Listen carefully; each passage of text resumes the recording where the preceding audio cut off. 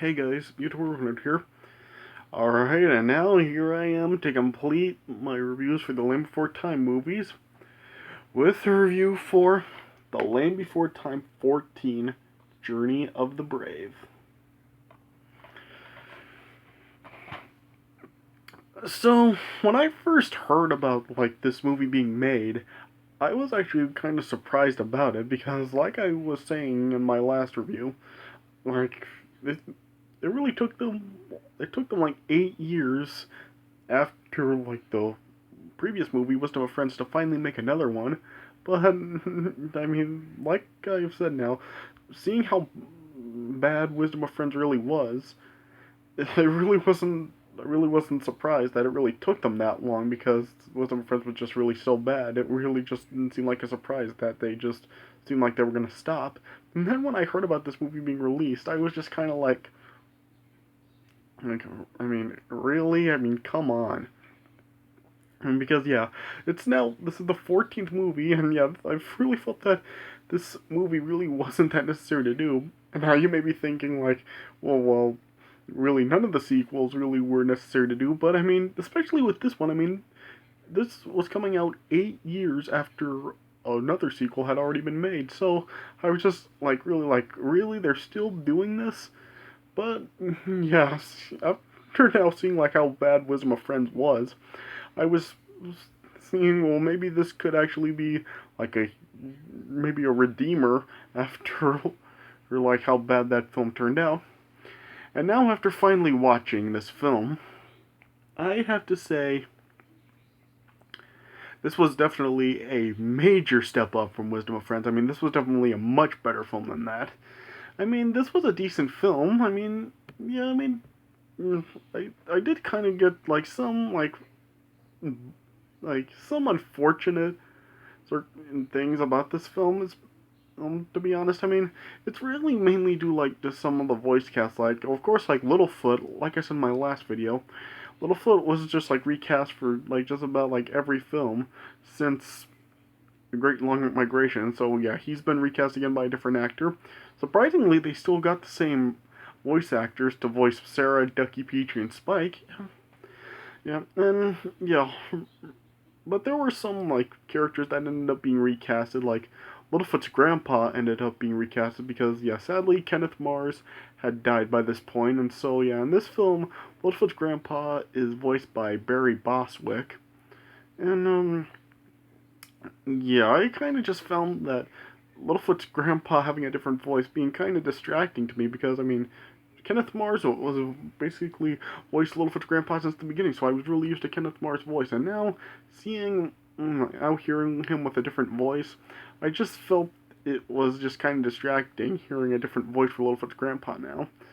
And also, Sarah's father is also recast because John Engel, who also voiced not Littlefoot's, Sarah's father, and as well as the narrator, he had also died by this point, and so, yeah, so Sarah's father and the narrator are also recast.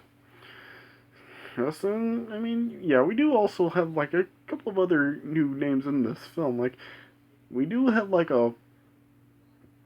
another Pteranodon, Edda, who's voiced by Reba McEntire, and also another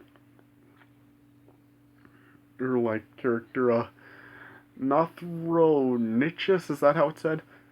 Wild Arms, who's voiced by Damian Wayans Jr. So yeah, so a couple of big names right there.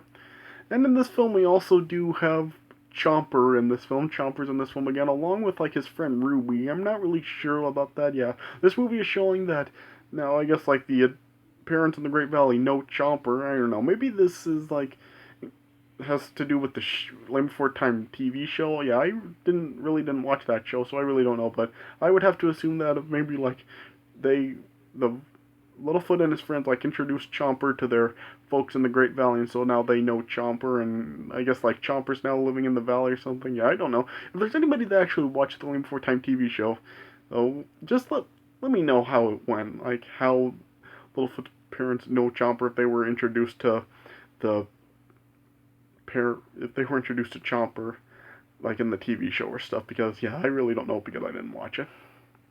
But yeah, I guess it is good to see Chomper back in this film. Yeah. And also in this film, we do like have Littlefoot's father Braun back in this film, even though like his role is like very brief in this film. But yeah, he's back in this film also. Yeah, and I think it is a decent film. I mean, I think the story that this film has is decent. Apparently, the story in this film is like Littlefoot's father is like bringing his herd to the valley to visit Littlefoot because apparently like they come to the valley like once a year to visit Littlefoot and stuff. But apparently like during the journey to the valley, like apparently like there was a volcano eruption and it got Braun separated from the herd, and then the herd had to go on without him.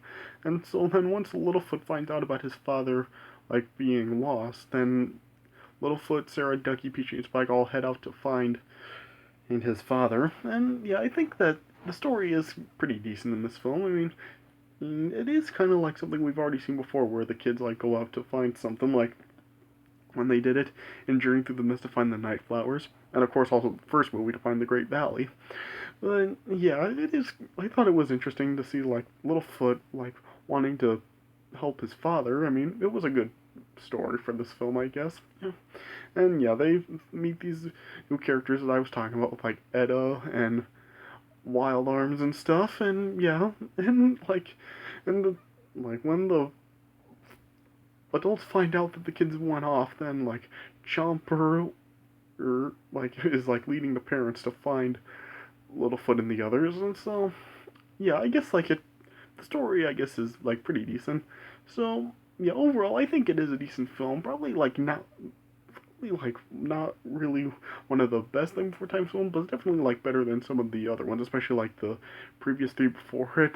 And so yeah, I'd say that I would probably place this probably right above Secret of Source Rock, probably. I would give this film probably, once again, 2.5 stars out of 4. I mean, yeah, definitely like, I do like several more of the Land Before Time films better than this one, but yeah, still, I do think it is a decent film. So, yeah. So, let me just get right into it. Yeah, I'm probably just gonna not really talk very much about it because I pretty much just talked about what the film has already. But yeah, I'll just talk about what I can about the film. All right.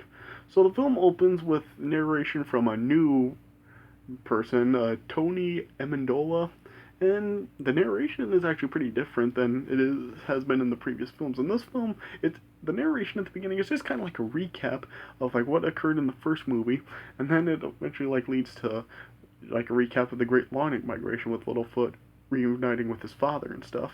And then it is like the narrator is just explaining that Littlefoot's father like ends up coming down like during the springtime or something to visit Littlefoot, and yeah, and then like Littlefoot is like really excited for his father to come visit him, and eventually once his father's herd arrives, he then like discovers that his father isn't there, and then yeah, he eventually then like learns from Wild Arms that during the journey, as the volcanoes were erupting, his father was just stranded in the wilderness, and he just wanted the rest of the herd to go on without him.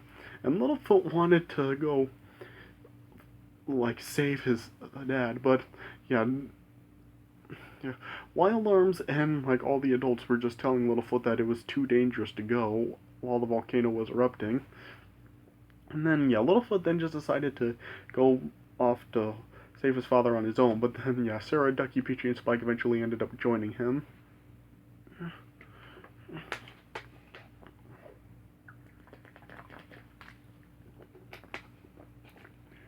And then they were just like journeying off, and they were just like got a few situations like they had like these smelly plants that they were then like just trying to get themselves covered in to prevent any shark teeth from eating them or stuff.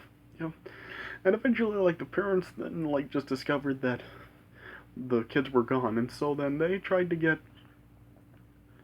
Wild Arms to try to lead them back to the kids, but then like he like just ended up getting like scared once he saw like Chomper and Ruby, and so then once like Wild Arms just ended up like passing out from the side of Chomper. Chomper then just led the parents to Littlefoot and the others, and Chomper just like was trying to smell them out with his nose and stuff. Yeah, and then yeah, eventually like Littlefoot, Sarah, Ducky, Peachy, and Spike ended up like having an encounter with some featherhead sharp teeth, which were like Uranus. Is that how it's said? Yeah.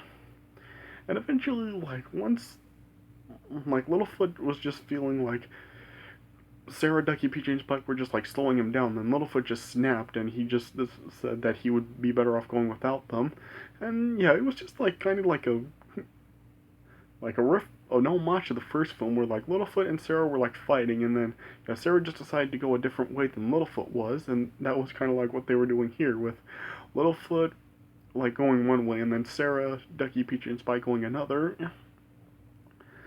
And eventually, Littlefoot ended up meeting another pteranodon, Edda. And apparently, like, Edda actually did know Littlefoot's father. And then, like, she was just trying to encourage Littlefoot to continue on his search for his father, but, yeah. Yeah, and then, like, she was just saying that, that she knows that his father would want him to be safe or something, yeah. And then eventually, like, Littlefoot ended up reuniting with Sarah, Ducky, Peachy, and Spike. And then, yeah, Edda was just, like, leading them on into, like another landscape. And eventually, she led them back to the volcano where Braun was. And it showed that apparently, like, one of Braun's back legs was, like, being pinned down by a big rock. Yeah.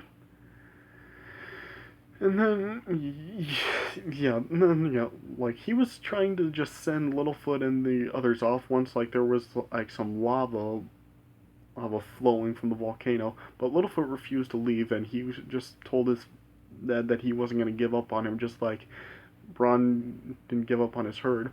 And so, yeah, Littlefoot and the others then were just trying to help Braun free his leg so he could escape. And yeah, they then were like using a piece of a log or something to just like lift up the rock like a jack or something, yeah. And yeah, they eventually ended up like raising the rock up and freeing Braun's leg. And they then were just like there was then lava just ending up like just flowing right past them. And then like Sarah, Ducky, Peachy, Spike, and Edda were able to get across before the lava like was starting to flow across. But then, then like Braun just ended up like picking up Littlefoot and then just jumping to the other side of the rocks, and they got safe. And then that's when like the other adults and Chomper then arrived and found Littlefoot and the gang, and then Sarah was then reunited with her father, and then they were then just all together, and then they were all claiming themselves as heroes. And Littlefoot's grandpa was then just telling Littlefoot that he knows someone like Littlefoot, which of course was referring to Braun.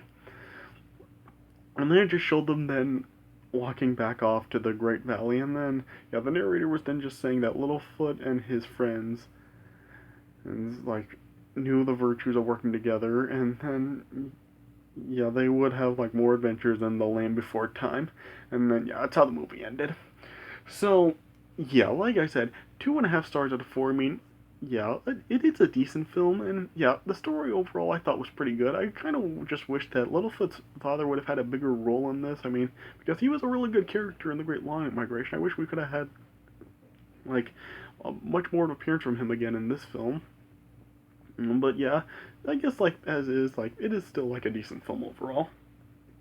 So so I guess like if you really like were like really disappointed with Wisdom of Friends and you really do want a Redeemer sequel after that, I would definitely recommend this. And even like for like reliving memories and stuff, especially like since this film has come out 8 years since the previous film. Yeah, if you're definitely looking for like some nostalgic memories, yeah, I would definitely recommend this too. So yeah, I guess like check this out and find out for yourself. But yeah, definitely like a really decent film overall, and definitely like a big redeemer from Wisdom of Friends. So yeah. Alright, so yeah, that does it for my review of The Land Before Time 14, Journey of the Brave, and that does it for my reviews for The Land Before Time movies. I hope you guys did enjoy these reviews, and it looks like you did enjoy these because, yeah, I noticed that I did actually I did like gain some quite a few subscribers while doing these reviews. So yeah, it looks like you guys overall did enjoy these reviews. So yeah, I'm glad that I could like make a series of reviews that you could get some enjoyment out of. So yeah, So yeah, I hope you got. So yeah, looks like you guys enjoyed these reviews. So yeah, thanks for watching these reviews for all of you who kept up with these. And so yeah, stay tuned for some more videos that I got coming up for the next for my next several videos. Yeah, I do have like some videos thought out for what I'm gonna do next. But so yeah, but anyway, yeah, I hope you guys enjoyed this review, and yeah, thanks for tuning in to these Land Before Time reviews. So yeah, thanks for watching, and I'll see you guys later.